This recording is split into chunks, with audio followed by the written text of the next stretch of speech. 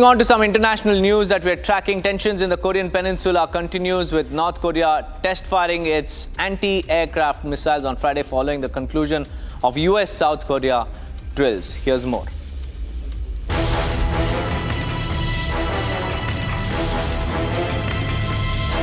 North Korean leader Kim Jong watched as Pyongyang test-fired anti-aircraft missiles on Friday. The move comes in response to the US-South Korea annual military drills named Freedom Shield held early this month.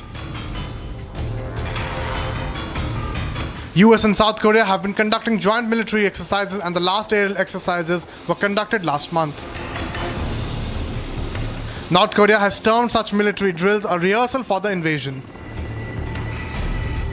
Pyongyang is seeing the presence of US troops in South Korea as an existential threat. On the other hand, US calls the joint exercises a response to evolving challenges from nuclear-powered North Korea and its strategic relations with China and Russia. By reflecting realistic threats, lessons learned from recent armed conflicts, and evolving challenges such as the Democratic People's Republic of Korea's military strategy, tactics, capabilities, as well as its growing partnership with Russia, the ROK-US alliance will further strengthen its readiness, capabilities, and combined defense posture. To counterbalance the US threat, North Korea is keeping close ties with Russia and China. In February, Russian President Vladimir Putin held talks with the high-ranking North Korean delegation in Moscow. Notably, the US-South Korea joint exercises comes at a time. The US-South Korea joint drills come a month after Russian President Vladimir Putin held talks with the high-ranking North Korean delegation in Moscow.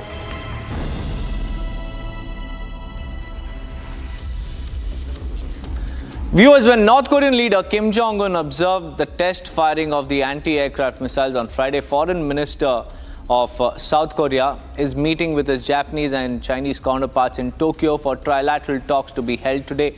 The crucial meeting is taking place amid the simmering tensions between Pyongyang and Seoul over US-South Korea military exercises. Here's more.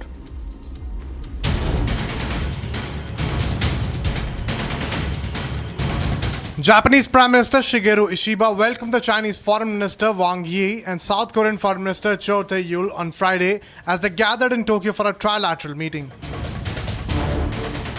The crucial trilateral meeting comes amid the simmering tensions between North and South Korea in the Korean Peninsula over North Korea's anti-aircraft missile tests on Friday.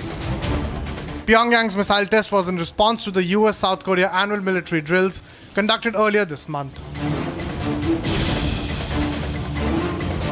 When South Korea and Japan, the meeting comes at a time when both South Korea and Japan, US's allies in the Pacific region, have expressed concerns over the growing assertive stance of nuclear-powered North Korea.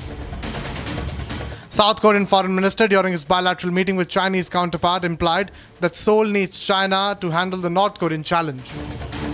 국제 정세의 불확실성이 날로 심화되고 있는 상황에서 한반도 문제에 대한 한중간 전략적 소통도 매우 중요하다고 생각합니다. 한중 관계가 한반도를 포함한 영내 평화, 안정에 기여할 수 있는 방안에 대해서도 함께 고민하는 시간입니다.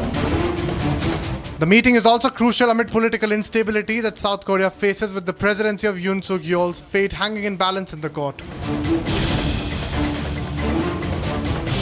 Notably, China, Japan and South Korea held their 10th trilateral foreign ministers meeting in South Korea's Busan in November 2023.